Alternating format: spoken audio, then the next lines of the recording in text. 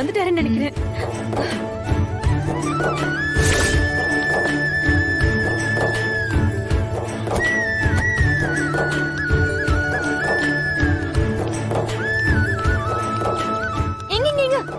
இருங்க ஒரு நிமிஷம் இருங்க.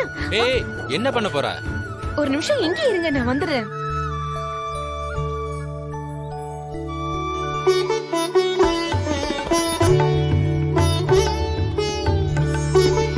ஏய் எதுக்கு இதெல்லாம் இப்போ? இன்னைக்கு நீங்க எவ்வளவு பெரிய விஷயம் பண்ணிட்டு வந்திருக்கீங்க.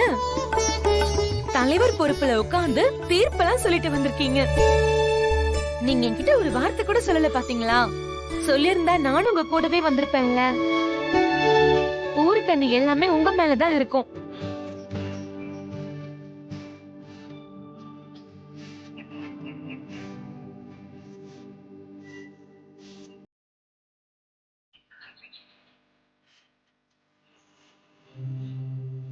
இப்ப உள்ள போங்க.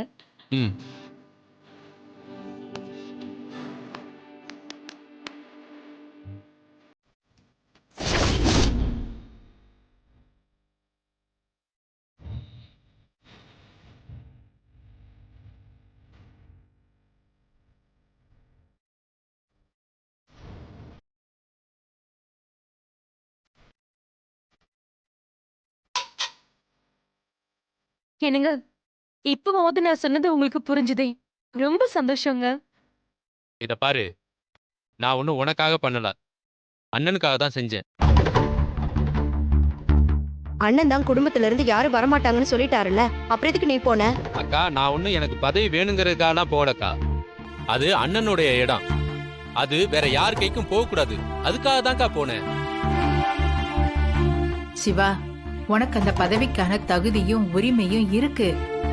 ஆனா ரகு சொன்னதுக்கு அப்புறமும் அம்மா நானும் முதல்ல இதெல்லாம் வேண்டான்னு தாமா நினைச்சேன். ஆனா இது நம்ம குடும்பத்தோட கௌரவம்மா.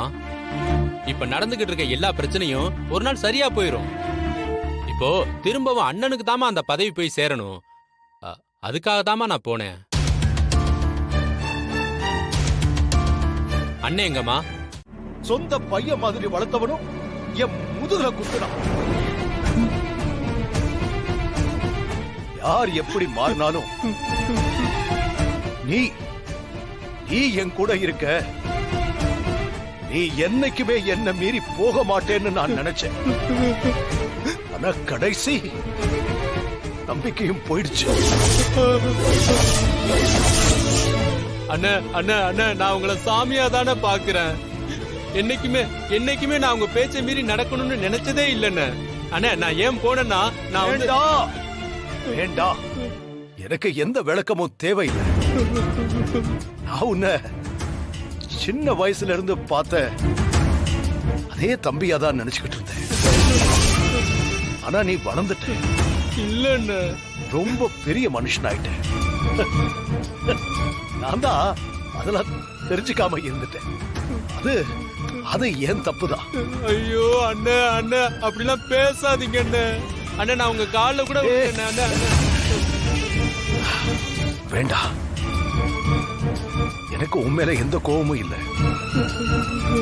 எனக்கு பேரு புகழலாம் வந்தா அத பார்த்து பெருமைப்படுற முத ஆள் நான் தாண்டா. ஆனா என் தம்பி என்ன மீறி போயிட்டான். அண்ணா இனிமே நானும் விலகி நிக்கிறது தானே நல்லது. என் மிச்ச வாழ்க்கைய என் பொண்ணுக்காக மட்டும்தான் வாழ போறேன். அவ ஆசைய நிறைவேற்றுறது மட்டும்தான் என்னோட கடமை. அவ ஒருத்தி போதும். அண்ணா அண்ணா அண்ணா, நான் சொல்றத கொஞ்சம் வேணாம் போ.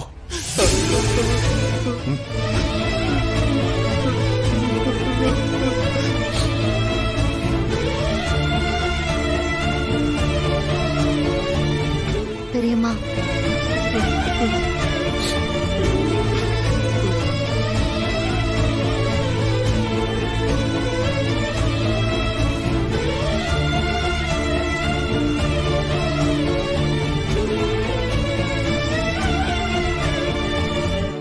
சிவா, நீ எதுவும் நினைச்சுக்காதப்பா. அவரை கோவப்படுவாருன்னு நினைச்சேன். ஆனா இவ்ளோ தூரம் வருத்தப்பட்டு பேசுவாருன்னு நினைக்கல. குடும்பத்தோட நல்லதுக்காக தான் இதை நீங்க பண்ணிருக்கீங்க. ஒரு நாள் கண்டிப்பா பெரியப்பாவுக்கு அது புரியும். ஆமா சிவா, ஏங்க நான் ஒரு யோசனை சொல்லட்டுமா? என்னது? நாம இந்த ரகுராம் குடும்பத்தை பழி வாங்குற வேலையெல்லாம் விட்டுட்டு நம்ம பொழப்ப பார்க்கலாமா? என்ன விளையாடுறீங்களா? இல்ல எத்தனை தடவை தாங்க அந்த குடும்பத்துக்கிட்டே அவமானப்படுறது? எத்தனை தடவை அவமானப்பட்டாலும் அத பத்தி எனக்கு கவலை இல்ல. அந்த ரகுராம் குடும்பத்தை வேரோட சாய்க்கிற வரைக்கும் நான் அடங்க மாட்டேன். அதுக்காக எத்தனை தடவை தான் அந்த குடும்பத்துக்கு தோத்துக்கிட்டே இருப்பீங்க? இந்த தடவை தோக்கல, ஒரு வகையில நாம ஜெயிச்சிருக்கோம். என்னம்மா சொல்ற? அந்த சிவராமனை தலைவர் ஆக்கிட்டாங்க. இதுல நம்ம எங்கம்மா ஜெயிச்சோம்? அதுவும் என்னுடைய திட்டம் தான். என்னம்மா சொல்ற? உன் திட்டமா? ஆமாண்ண, எப்பவும் நாம நினைச்சதை சாதிக்கணும்னா ஒரு திட்டத்தை மட்டும் போட்டா பத்தாது. அடுத்து தோத்து போயிட்டாலும் அடுத்து என்ன செய்யணுங்கிறதையும் யோசிச்சு வச்சிருக்கோம். உண்மையாவே நீங்க சொல்றது என்னன்னு புரியலைங்க. கொஞ்சம் குழப்பமாவே இருக்கு. நான் அந்த பதவிக்கு வந்து அந்த குடும்பத்தை ஒண்ணு இல்லாம பண்ணணும். ஒருவேளை அப்படி இல்லைன்னா அந்த குடும்பத்திலிருந்தே ஒரு ஆள் அந்த பதவிக்கு வந்து அதனால ஒரு மனஸ்தாபம் வந்து அந்த குடும்பத்துக்குள்ள சண்டை வரணும். இது ரெண்டுமே என்னுடைய திட்டம் தான். அந்த சிவராமன் வந்து தலைவர் பதவியை வாங்கிட்டான். இதுல உங்க திட்டம் என்ன இருக்குது? அவன் வராம போயிருந்தாதான் நான் வருத்தப்பட்டிருப்பேன். அவன் வந்ததுக்கு காரணமே நான் தான்.